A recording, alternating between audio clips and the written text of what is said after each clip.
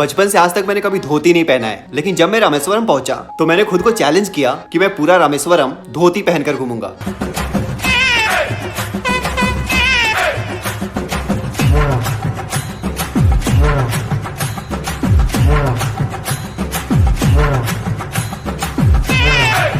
तो शाम को इस अंकल से धोती खरीदता हूँ। मैंने फाइनली अंकल की दुकान से एक धोती ले ली है। कल की तैयारी आज से स्टार्ट हो चुकी है। पूरा रामेश्वरम सुबह से लेकर शाम तक मैं धोती पहनकर एक्सप्लोर करूंगा।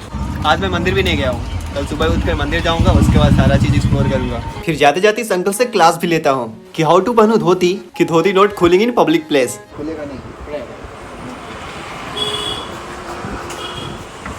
तो भाई तमिल में स्वागत को बोलते हैं vanakkam to Rameswaram. Good morning everyone, good morning from Rameswaram. अभी जो टाइम हो 8:32 और अभी मैं दर्शन करके आ चुका हूँ भाई रामनाथ स्वामी का। काफी अच्छा मंदिर है यार, काफी बड़ा, काफी विशाल और काफी सुंदर। 1 घंटा तो लग गया मेरे को दर्शन करने में। और उससे पहले मैंने दर्शन करने से पहले मैं स्नान किया 24 या 22 कुएं के पानी से मैंने स्नान किया, जिसको तीर्थ स्नानम कहते हैं भाई। ये टेम्पल डेडिकेटेड है भगवान शिव को। जैसा कि आपको पता है कि भगवान शिव के टोटल 12 ज्योतिर्लिंग हैं, तो ये टेम्पल उन 12 ज्योतिर्लिंग में से एक है। इस टेम्पल का कॉरिडोर बोले तो गलियारा भारत के सभी हिंदू टेम्पल में से सबसे लंबा है। और हिंदू महाकाव्य रामायण के अनुसार भगवान विष्णु के 7वें अवतार श्री राम ने श्रीलंका के राजा रावण के खिलाफ युद्ध के दौरान किए गए किसी भी पाप से मुक्ति के लिए भगवान शिव की यहाँ पूजा की थी। बाकी बातें हम करेंगे बाद में, क्योंकि हमको 9 बजे करना है चेकिंग। अब 8:33 हो चुका है और मेरा सामान देखो सारा बिखरा पड़ा है रूम में। मैं ऐसे सामान बिखेरता हूँ जैसे मैं अपने रूम में हूँ और मेरे को परमानेंट यहाँ पे रहना है। चेकआउट करने से पहले मैंने सोचा क्यों ना धोती पहन लिया जाए। अंकल से क्लास करने के बाद जो भी मैंने सीखा था उसका प्रयोग करके मैं बड़ी आराम से धोती पहन लेता हूँ। लेकिन प्रॉब्लम ये थी कि धोती हर 2 मिनट के बाद खुल जा रहा था।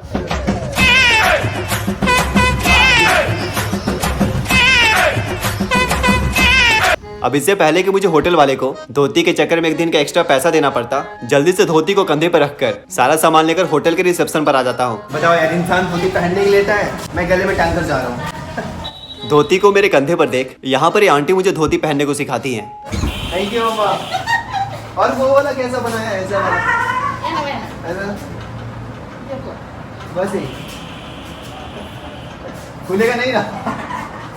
लग तो रहा है भाई खुल जाएगा, बट देखते हैं क्या होता है। चलो दिन की शुरुआत करते हैं, खाने से भाई भूख लगा है। आंटी ने धोती बड़ा प्यार से पहनाया था, लेकिन होटल के बाहर आते ही धोती मुझसे दूर भागने के लिए छटपटाने लगता है। इसलिए मैं वापस अंकल के पास आ जाता हूँ। Just help me। अंकल से वापस से क्लास लेता हूँ कि हाउ टू पहनूं धोती की धोती नॉट खुलेंगी इन पब्लिक प्लेस।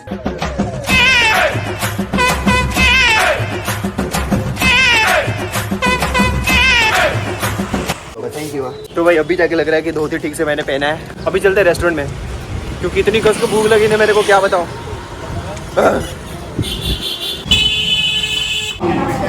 इडली, बड़ा, सांभर, नारियल की चटनी, ये पता नहीं क्या चीज है। सच बताऊं तो मुझे साउथ इंडियन फूड से प्यार हो गया है। इस ट्रिप के दौरान मैंने इतना खाया है, कैसे बताऊं कितना खाया है। खैर खाने और धोने के चक्कर में धोती वापस से खुल जाता है, लेकिन अब दिक्कत की बात नहीं थी। मैं धोती खुद से पहनना इतना तो सीख गया था कि काम चल सकता था।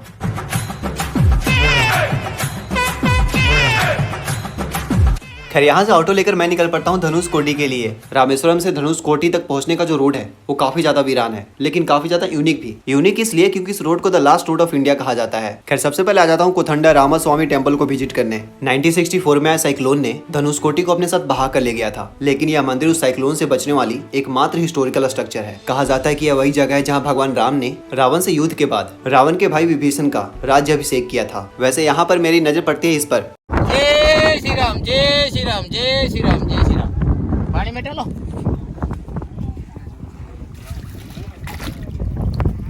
सच बताऊं तो इस जर्नी के दौरान मेरा आधा से ज्यादा ध्यान अपने धोती पर था।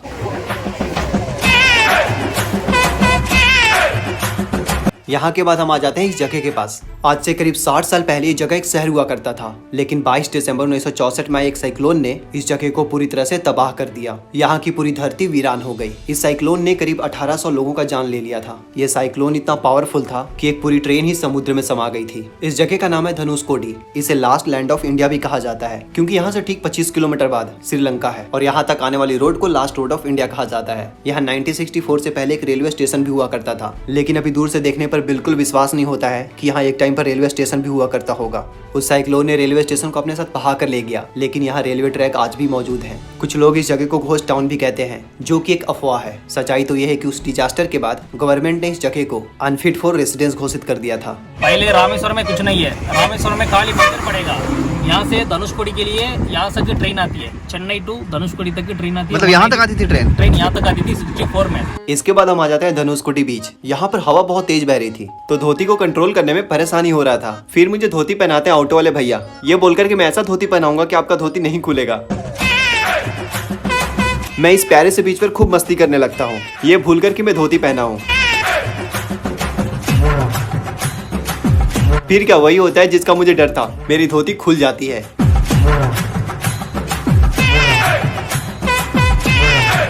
वैसे कहा जाता है कि वही जगह है जहां राम सेतु पुल का निर्माण हुआ था। महाकाव्य रामायण के अनुसार भगवान राम जब लंका जा रहे थे तो उन्होंने भगवान हनुमान को एक पुल बनाने का आदेश दिया था, ताकि वानर सेना समुद्र को पार कर सके। इस पुल के बनने के बाद और भगवान श्री राम को लंका पहुंचने के बाद जब उन्होंने रावण को जीत लिया, तब विभीषण ने भगवान राम से इस पुल को तोड़ने का आग्रह किया। फिर भगवान श्री राम ने अपने धनुष से इस पुल पर वार किया, जिससे ये पुल टूट गया। इसलिए इस जगह को धनुषकोडी कहा जाता है, क्योंकि धनुषकोडी का मतलब एंड ऑफ बो होता है। इस बीच के पास बे ऑफ बंगाल और इंडियन ओशियन का संगम होता है, और इस बीच को तमिल में आरिकल मुन्नई भी कहा जाता है, जिसका मतलब एंड पॉइंट होता है।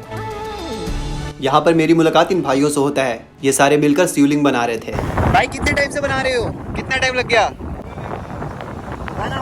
भाई मैं आया था धोती पहन के, जा रहा हूँ धोती को गले में टांग के ऐसे मोफरल की तरह। सर मेरी इंसल्ट हो गई यार, उस टाइम कैमरा चालू नहीं था, ऐसे चल ही रहा था बालू पे और धोती पूरा खुल के गिर गया नीचे। इस ब्लॉग में इतना ही, मिलते हैं आपसे किसी और नए ब्लॉग में। और हाँ, इस वीडियो पे आपका एक कमेंट का इंतजार रहेगा।